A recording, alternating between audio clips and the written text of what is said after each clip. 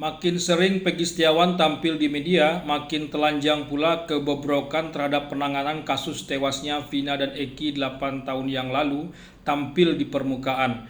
Kalau kebobrokan itu hanya berhenti pada kasus tewasnya Vina dan Eki saja masih mendingan.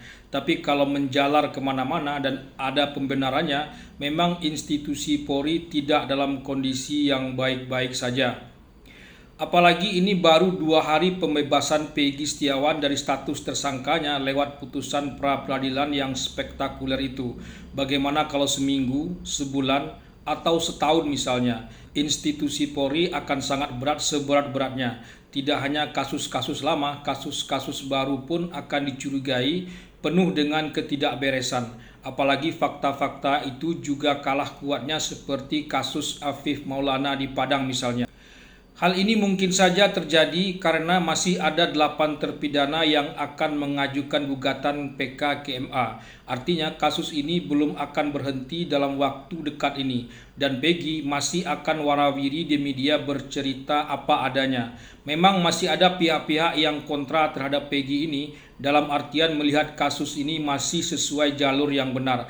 Tapi pihak-pihak ini umpama menegakkan benang basah saja. Apalagi melihat gaya memuakkan dari mereka yang melakukan pembelaan itu. Lengkap sudah, mereka tak lagi relevan, hanya melawan arus besar saja dan mereka pastilah akan tergulung.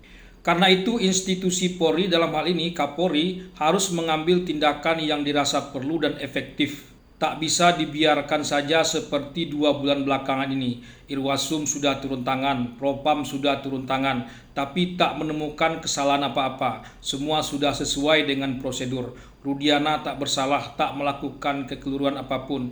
Itu sungguh naif sekali. Tak bisa diterima, dipertahankan, apalagi diteruskan. Ini benar-benar sudah telanjang bulat sebulat-bulatnya. Tadinya saya tak mau masuk dalam tema seperti ini, meski suara-suara seperti itu sudah terdengar nyaring pula.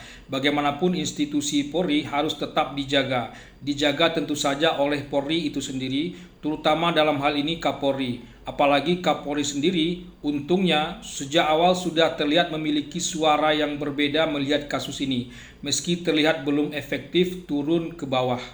Inilah saatnya Kapolri bertindak seperti pada kasus Sambo. Kapolri cepat berbenah ke dalam, ke internal, sehingga mengembalikan lagi kepercayaan masyarakat yang sudah tercoreng.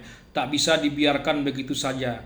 Pemecatan, pergantian, rotasi, bahkan sanksi kode etik dan pidana pun mungkin perlu segera dilakukan oleh Kapolri. Bukan hanya terhadap penanganan kasus Peggy saja, melainkan juga 8 terpidana yang lainnya. Gempa ini belum akan berakhir hanya pada kasus Peggy semata, tapi akan terus berlanjut. Kalau ada yang mengatakan bahwa kasus ini adalah semacam konspirasi untuk mencoreng institusi Polri dan mendongkel Kapolri dari posisinya, terus terang saya tidak melihat hal itu. Dan saya tidak sedang melakukan itu lewat komentar-komentar saya selama ini. Merdeka!